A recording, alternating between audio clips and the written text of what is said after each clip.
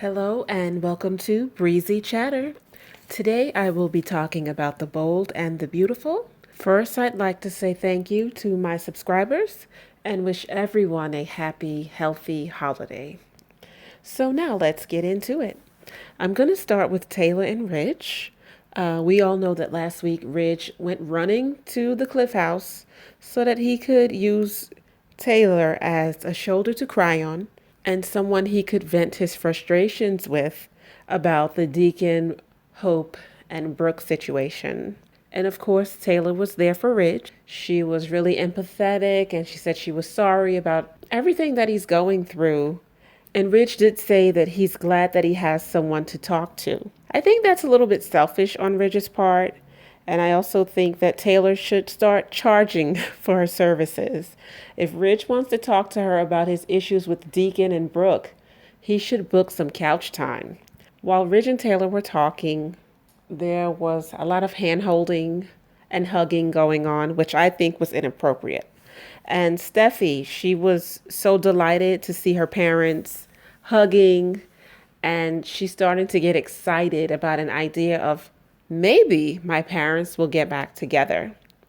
But Ridge burst her bubble quickly. He let her know, I'm with Brooke, and there's nothing that Deacon can do to come between us. So although, yes, Ridge has been flirting with Taylor, he has no intentions of leaving Brooke. He's going to stay and fight for his marriage, and he's just going to use Taylor as a shoulder to cry on as long as that shoulder's available. So that's on Taylor. I also want to talk about Deacon and Hope and Brooke. Last week, I thought Deacon left after they sort of confronted Brooke, but he did not leave. He stuck around and he was talking to Hope while Brooke was upstairs, and he was feeling bad for Brooke, and he was also feeling like it was all his fault, like this is all because of him. Brooke does come downstairs and she joins Deacon and Hope, and she does explain to them that she's been trying to reach Ridge and he's not answering, and she's wondering where he is. And of course, Taylor's return does become a topic of conversation. So Brooke is saying that she hopes that Taylor will respect her marriage, and Hope is wondering if Taylor will take advantage of this situation. Brooke is quite worried about the fact that Taylor's back, so much that she goes and speaks to Katie. And she explains to Katie that Ridge has walked out on her a few times, and now Taylor's back, and she's just wondering what's going to happen to her marriage. Of course, Katie provides reassurance, and she lets Brooke know that there's nothing to worry about. They really just need to work on the marriage, and they have to come to some agreement somehow.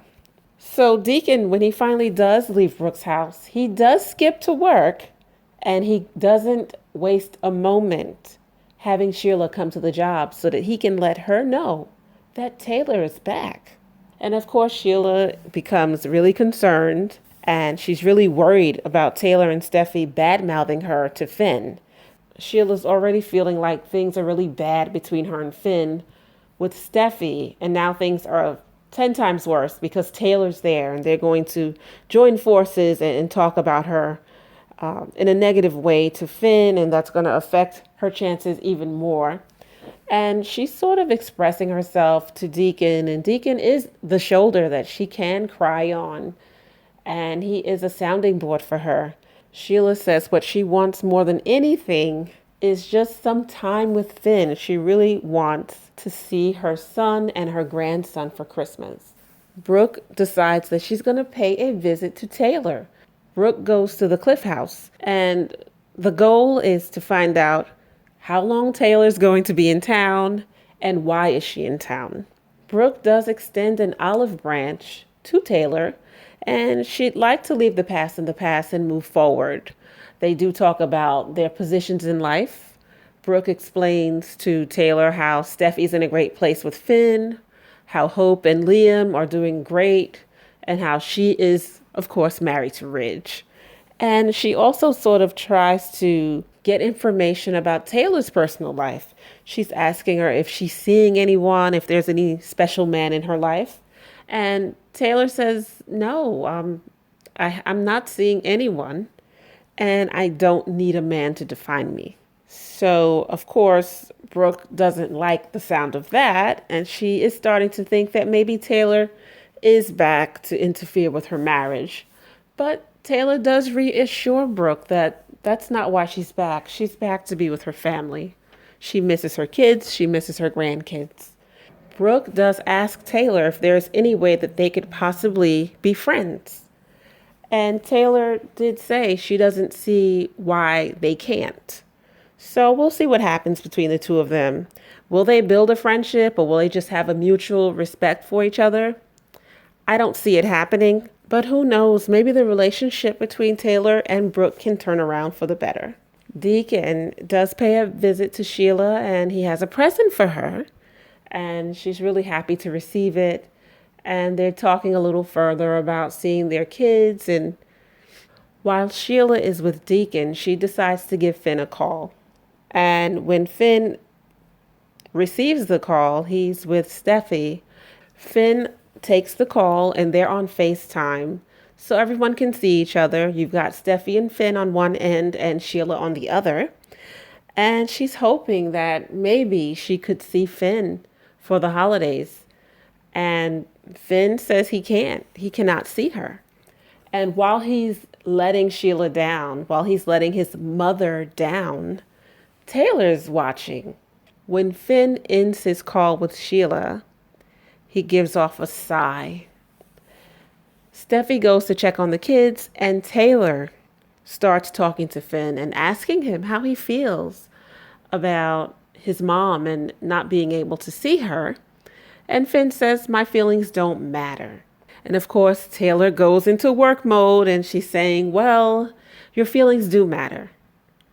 And when Steffi comes back into the living room, Taylor explains that it may be a good idea to invite Sheila to spend time with Finn and to see Hayes. Of course, Steffi is not for it, but Taylor convinces Steffi to invite Sheila. She'll be supervised. Taylor feels that with her expertise, she'll be able to tell if Sheila has truly changed. So they call Sheila back and they invite her over for Christmas Eve. Sheila is overjoyed and she accepts the invitation. Meanwhile, Deacon has paid a visit to Hope at the cabin, and he comes with presents for the kids and a present for Hope. And Hope feels a little bad because she didn't have anything for him, but he said it doesn't matter. He just wants to spend time with her. That's gift enough for him. There's a big shindig at Eric's house, and you have Zende, Carter, Paris, Quinn and Eric, of course, and you've got Brooke and Ridge and the kids, and Hope coming in later on. When Sheila arrives, everyone is being respectful and they're tolerating her for Finn's sake. It really is for Finn's sake. Finn goes to fix his mom a drink and Steffi approaches Sheila and she tells her, don't overstay your welcome. One drink is not going to turn into two drinks. So spend your time and get out.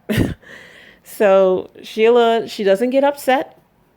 She says, okay, that's fine.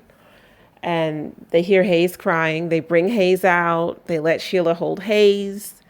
And Finn, when you look at his facial expressions, it's almost hard to read if he's happy that Sheila's there, or if he's not happy, or if he feels like he's not allowed to be happy because he knows how Steffi feels about Sheila.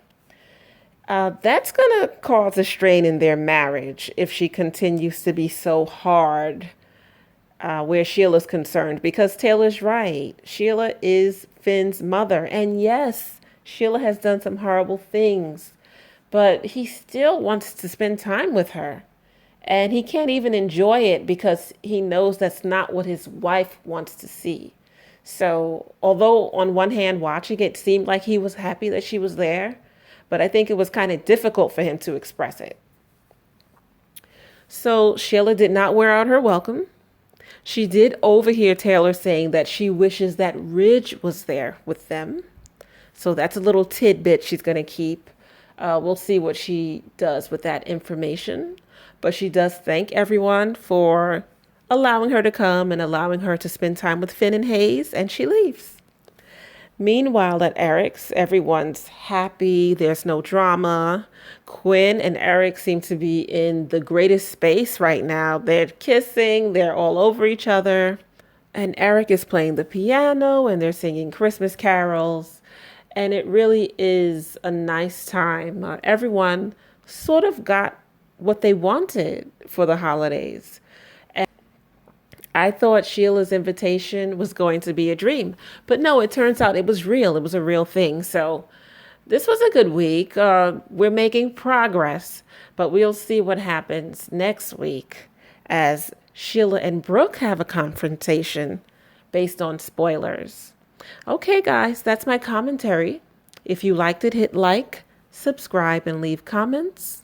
Thank you for your time. Until next time, ta-ta.